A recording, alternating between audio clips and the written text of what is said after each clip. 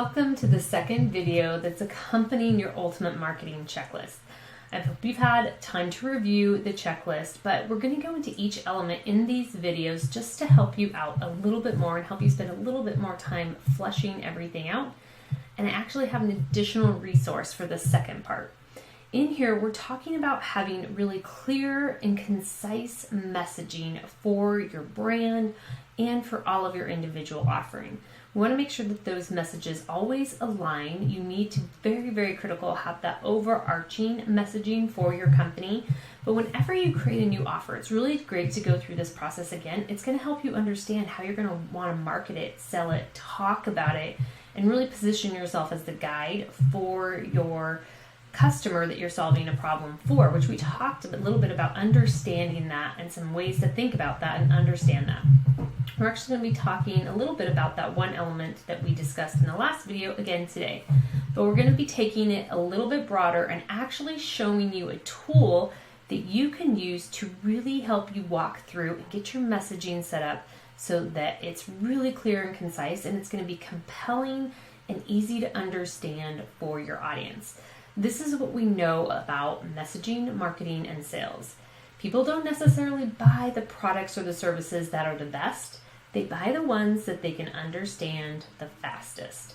So that's what we want to make sure, because you have the best products or services, but we want to make sure that your audience and your customers really understand that you have those. So this is actually a resource that I created, and you can learn a little bit more about the brand script itself and what that is and how to use it. And you can actually access this resource on my website. I will include the link in this email if you're receiving this video through an email at storybuilt.marketing/blog/brand script. So brand script, one word right here. So once again, that's storybuilt.marketing/blog/brand script. So that's where you can actually read a little bit more about the brand script, and you can also grab this resource right there. And it's a free resource that you can walk through, but we're going to talk about it as it relates to your ultimate marketing checklist and where it fits into that piece there. This is really that foundational tool that once you create this, you're going to be pulling it out every time you're creating a social media post. When you're creating maybe a 12-month strategy calendar or content or marketing calendar or a sales strategy calendar, you're going to be pulling this out and deciding when do we need to be talking about each element of this. And you know that if you're using this as your guide, you're going to be clear, you're going to be consistent, and your customers are going to understand. And it's going to create that curiosity, and then they're going to go into that enlightenment, and then they're going to go into wanting to learn more. They're going to build a relationship, and they're going to become customers or become repeat customers or even raving fans. This is where it all stems from. So we always start this with the character. So we talk about, what does that customer want? What are they looking to achieve? A lot of times that leads us right directly into the problem, which we talked about in that last video. And go back to that last email with that video if you need to, and make sure you take time to understand this. I think this might be the most important part of our messaging right here, outside of maybe the call to action. And it's probably the one that definitely is the most overlooked, because we tend to start by telling our story, telling how great our business is, how great our solutions, our products, and our services are. But what we need to always start is with the problem that our customers are trying to solve. We always need to lead there and really understand and position ourselves as the solution they need. So you want to have that external or obvious problem. I won't spend too much time here because, like I said, that previous video has all of this. Then the internal, how does it make them feel? And then the philosophical, why is it wrong that they have this problem and that they feel this way and are experiencing this? That kind of starts moving us into the next piece, because we're creating some empathy. And this is where we introduce ourselves as the guide. This is you, this is your brand, this is your product, your service, and your offerings. You are the guide. We oftentimes position ourselves as the hero, and that is a huge mistake. We want our customers to be the hero, right? Everybody's looking to solve a problem. If you show up and you start talking about how great your business is, how products and solutions are, how it's it's been in your family forever and your grandfather started this business. In their mind, what they are saying is, that's really great, that's really exciting, that sounds great, but I'm looking to be a hero myself. I'm looking to solve a problem that I have and come out on top and make a transformation. So if you'll excuse me, I'm looking for a guide that can help me solve my problem and win the day for myself. That's what people are really looking for. So that's where we want to use these elements of empathy and authority. We always want to include some empathy too, because it lets them know that we understand them. And we want to position ourselves, always be thinking of yourself as the guide. And we're going to have elements of both empathy and authority to do that. And you want to really lay out how you can do that. The next one, which I love this piece, this one can be really, really powerful. We see great conversions when people include this in website, in their marketing strategy, in their sales strategy. We see sales people actually using this in their conversations, in their scripts as part of their process. And it is where people start to go, I can do this. And it actually really moves people to take those micro conversions that are really critical to getting them to become a customer. And this is, we give them a plan. It's 3 to 4 simple steps that they can take. They start here, this is the middle, and then the end. And the end is always, what does success look like? Which we're going to talk about a little bit. What do they look like at the end when they've made that transformation? So flush this out here, but once you get through the entire brand script and you talk a little bit about successes, I want you to always come back and revisit this plan and make sure that they can see that last step really shows them as the hero solving their problem. You almost want to paint that picture for them. Then the call to action. Like I said, this is super critical.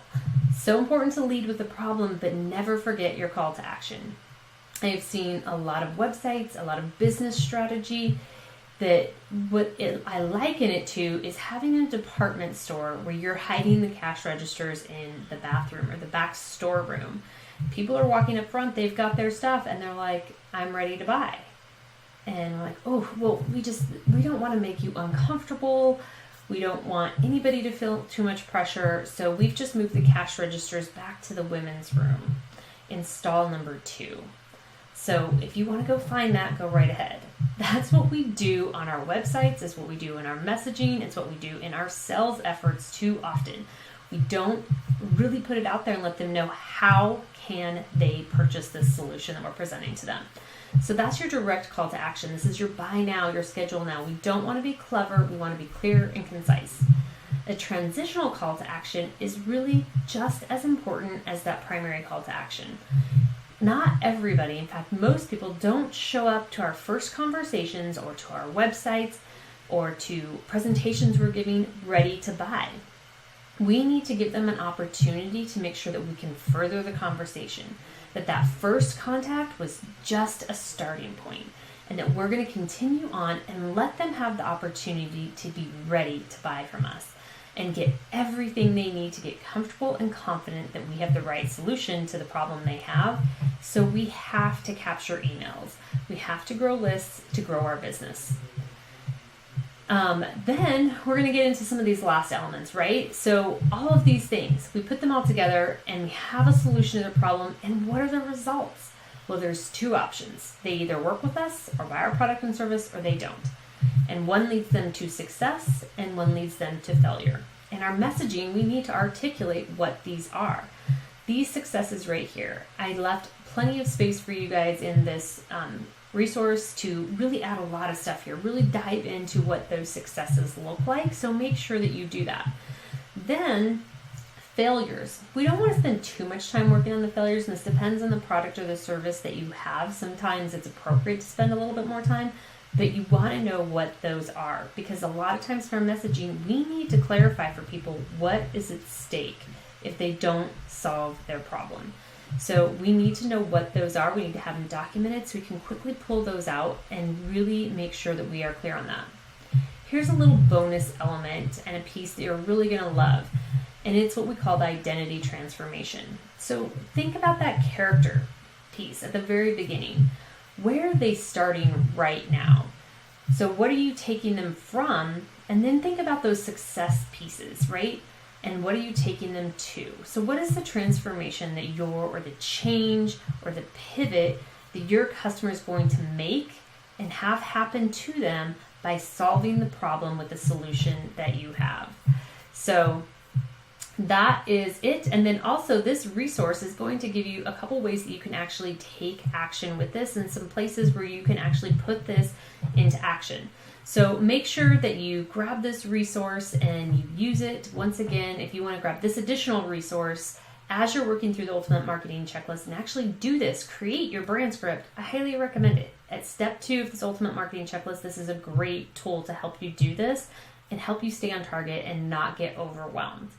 So you can find that, and you can find more information about brand scripts at storybuilt.marketing/blog/brand script. So make sure you grab that, and I hope you found this helpful, and watch for video number 3. We're going to be talking about the next element of your Ultimate Marketing Checklist.